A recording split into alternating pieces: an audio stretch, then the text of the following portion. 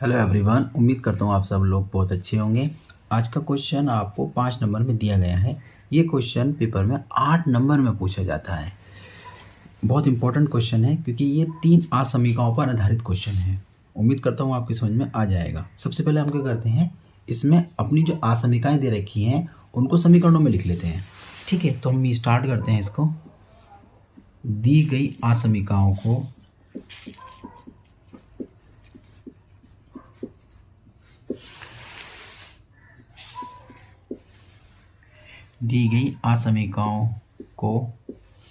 समीकरणों में लिखने पर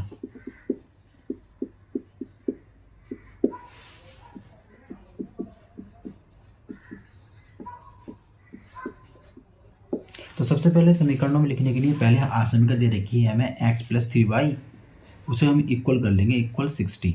इक्वेशन हो जाएगी फर्स्ट। दूसरी दे रखी है आपको x + y इक्वल है आपके पास 10 हो जाएगा, ये समीकरण 2। और तीसरी दे रखी है आपको x y, तो उसे कर लेंगे x + y, ये क्वेश्चन हो जाएगी आपके पास 3। इसका बड़ा आसान काम होता है, हम लोग समीकरण 1 से काम करते हैं। समीकरण 1 के लिए हम लोग क्या करेंगे, एक टेबल बना लेंगे।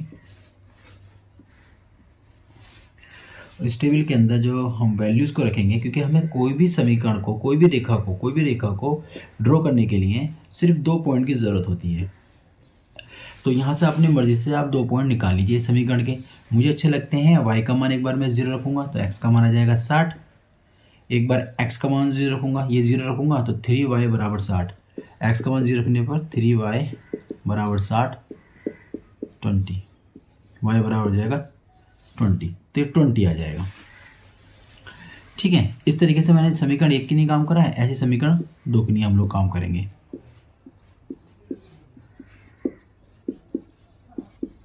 समीकरण 2 के लिए भी हम लोग ऐसे ही एक टेबल बना लेंगे, जिसमें c आ जाएगा 1 पॉइंट, हम d ले लेते हैं, यहाँ x यहाँ y। ठीक है, एक बार y का मान 0 करते हैं तो x का मान हो जाएगा 10, x का मान 0 करेंगे तो y का मान हो जाएगा 10।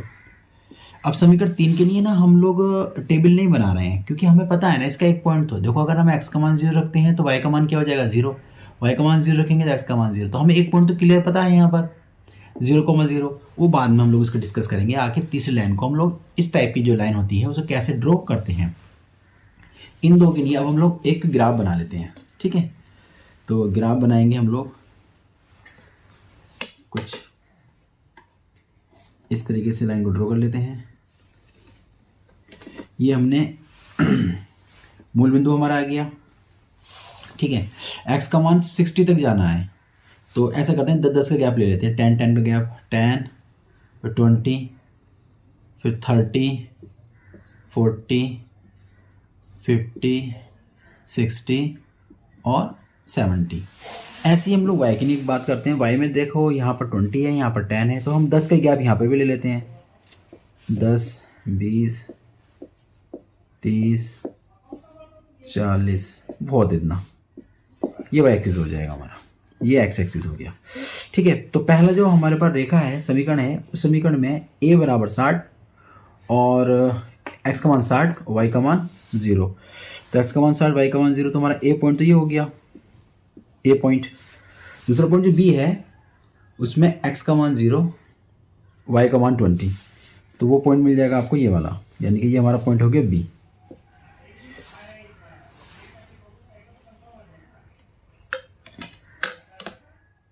इन दोनों को हम ड्रॉ कर देते हैं।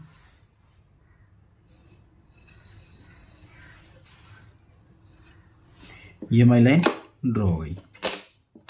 ठीक है, एक लाइन हमने ड्रॉ कर लिया। अब इस लाइन का हम नाम भी रख देते हैं कि समीकरण हमने 1 को ड्रॉ किया है। समीकरण 2 में देखो, x का मान 0, y का मान 0, x का मान 0, y का मान 0, तो एक तो पॉइंट मिल जाएगा हमारा ये वाला। एक मिलेगा d पॉइंट, जब x का मान 0 और y का मान 10, तो वो पॉइंट मिल जाएगा ये। तो इन दोनों से हम लोग इसको लाइन को ड्रॉ कर लेते हैं।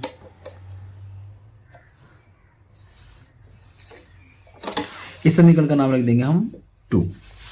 अब सवाल आया तीसरी वाली, जो सबसे मेन काम होता है। तीसरी वाली के लिए हमें 1 पॉइंट तो क्लियर है, यहाँ पर पता है कि x का मान 0 तो y का मान भी 0 है, तो वो पॉइंट लाइन तो ड्रॉ होगी यहाँ से इस तरीके से। तो वो इसको भी कट करेगी, इसको भी कट करेगी। इसका मतलब इन दोनों को कट करने वाली एक पॉइंट हम फाइंड कर लेते हैं समीकरण 3 के साथ। तो समीकरण 2 वाली पॉइंट रेखा ये रही, तो हम इसकी नहीं बात करेंगे 2 और 3 कटान बिंदु के लिए। ठीक है, तो हम काम करते हैं समीकरण 2 व 3 से। तो समीकरण 2 3 में हम क्या करते हैं, x बराबर y या y बराबर x हम लोग यहाँ रख देंगे बराबर 10। तो 2x बराबर हो जाएगा 10, x का मान आ जाएगा 5, x का मान यहाँ रखेंगे 5 तो y का मान भी कितना आ जाएगा 5। तो इसका हम लोग नाम रख देते हैं p पॉइंट। तो p पॉइंट हमारे पास आ जाएगा 5,5। तो ये जो पॉइंट आया हमारे पास यहाँ पर कहीं x का मान 5 y का मान 5, तो पॉइंट यहाँ पर होगा। ठीक, p पॉइंट। तो ऐसा करते हैं, इसको लाइन को ड्रॉ कर देते हैं, इन दोनों से होता हुआ, इन दोनों से होती हुई एक लाइन को हम और ड्रॉ कर देते हैं। ये रही लाइन हमारी। अब हमने तीनों लाइनों को ड्रॉ कर लिया है अपनी, ये हमारा पी पॉइंट आ गया है। तो अब हमें करना क्या है, देखना है कौन सा वाला भाग हमारा इसका सॉल्यूशंस बनेगा। ओके, इसके लिए हम आसमिकाओं को देखते हैं। तो पहली आसमिका हमारे पास थी x प्लस 3y और हमारे पास दे रखा लेस देन इक्वल टू 6। हम x का मान y का मान 0 करते हैं। समीकरण 1 में ये वाला केस बन जाता है। देखिए, या तो ये भाग ऊपर का कवर करेगा या ये भाग नीचे का कवर होगा। तो अगर नीचे का कवर करता है तो सारे पॉइंट इसके सॉल्यूशंस बन जाएंगे। तो हम ये देखते हैं कि हमारे लिए आसान होता है ये 0,0 चेक करना। ठीक है, तो 0,0 यानी कि ये वाला जो लाइन है ये आसमिका है, अगर नीचे का क्षेत्रफल रखती है तो अपने पास 0,0 को भी रखेगी। तो यहाँ पर x का मान 0 y का मान 0 करेंगे तो 0 हो जाएगा। लेस देन कितना है यहाँ पर 60। क्या ये बात सही है गलत है? ये बात तो बिल्कुल सही है, 60 का मान 0 से बड़ा होता है। तो पहली वाली के लिए नीचे की तरफ हमारा क्षेत्रफल बन जाएगा, क्षेत्र बन जाएगा। ठीक है, तो हमने यहाँ पर सिर्फ सिंबल लगा लिया ताकि अपने आप को पहचान रहे कि हाँ कौन कौन सा भाग हमारा लिया गया है। अब दूसरी वाली के लिए अगर हम बात करें तो x प्लस वाई का मान जो है ग्रेटर देन है, x plus Y greater than 10 दे रखा है। तो x का मान 0 y का मान 0 रखो। तो ये बात क्या हो गई, गलत हो गई है, क्योंकि 0 जो है 10 से बड़ा नहीं हो सकता। तो ये बात तो गलत हो गई है। इसका मतलब ये वाली जो सेकंड वाली लाइन थी इसके लिए हमें नीचे की तरफ नहीं आना है, इसके लिए हमें ऊपर की तरफ जाना पड़ेगा। ठीक है, ये वाला सोल्यूशन बन गया। ओके, अब तीसरी वाली जो लाइन, मेन इंपॉर्टेंट जो लाइन हमारे पास है उसके बारे में हम बात करते हैं। उसमें कह रहा है x less than equal to y, यानी कि इस वाले केस में या तो सोल्यूशन लिया जाएगा ऊपर वाला या लिया जाएगा फिर नीचे वाला। तो यहां पर हमें ये देखना पड़ता है कि x का मान बड़ा मांग रहा है या y का मान। अगर x का मान बड़ा मांग रहा है तो वो इधर हो जाएगा, y का मान बड़ा मांग रहा है तो वो इधर होगा। तो यहाँ पर y का मान बड़ा मांग रहा है, इसलिए क्या है हमारे पास जो आसमिका है ये, इसके लिए सोल्यूशन बनेगा ऊपर की तरफ। ठीक है, तो इसके लिए सोल्यूशन हो जाएगा ये वाला। तो अब ये ऐसा भाग जो तीनों के अंदर आया हो, तो वो भाग मेरा साफ साफ मुझे दिखाई दे रहा है, वो ये वाला भाग है ना, जो तीनों के अंदर आया, ये वाला भाग जो है मेरा सोल्यूशन बन जाएगा। ओके, तो अब इस वाले भाग के जो पॉइंट्स हैं, कॉर्नर पॉइंट्स 1 2 3 और 4 हैं, ये कॉर्नर पॉइंट्स आपको फाइंड करने पड़ेंगे और ये ही आपका क्या बन जाएगा, सॉल्यूशंस बन जाएगा। ओके, ये पॉइंट तो हमने निकाल लिया था, ये पॉइंट पी था, ये पॉइंट भी हम जानते हैं, ये था हमारा डी पॉइंट, ये भी हम जानते हैं हमारा बी पॉइंट था। बस हमें एक पॉइंट निकालना है, वो ये वाला है। ये पॉइंट कौन सा है, समीकरण 1 और समीकरण 3 का जो कट पॉइंट होगा इसका नाम रख देंगे हम लोग क्यू। तो हमें सिर्फ क्यू पॉइंट फाइंड करना है। ओके, उम्मीद करता हूं यहां तक तो आपकी समझ में आ गया होगा। हमें सिर्फ क्यू पॉइंट और फाइंड करना है। चलिए, डायग्राम आपको दिख जाएगा स्क्रीन पर। तो क्यू पॉइंट फाइंड करना है बस हमको। तो क्यू पॉइंट निकालेंगे पहली और तीसरी से। ठीक है, समीकरण 1 व 3 से। तो x का मान यहाँ रख देंगे, तो हो जाएगा 3, तो हो जाएगा आपके पास x प्लस 3x बराबर 60, ये हो जाएगा 4x बराबर 60, 15 आ जाएगा, x बराबर 15, जो x का मान यहाँ रखेंगे तो y बराबर भी 15, यानी क्यू पॉइंट हमारे पास आ गया 15,15। जब इतना हमारा सॉल्यूशंस आ जाता है, ठीक है, तो इतना जब हमारे पास आ जाता है तो हम इसके अंदर फाइनल टेबल बनाएंगे। अभी अब फाइनल टेबल हमारी बनेगी। अब ध्यान से समझिएगा इस बात को। ये लाइन ड्रॉ हो जाएगी, एक लाइन यहाँ ड्रॉ होगी। ये कौन से पॉइंट होते हैं, शीर्ष बिंदु भी कह सकते हैं, कोणीय पॉइंट भी कह सकते हैं, कोणीय पॉइंट भी कह सकते हैं।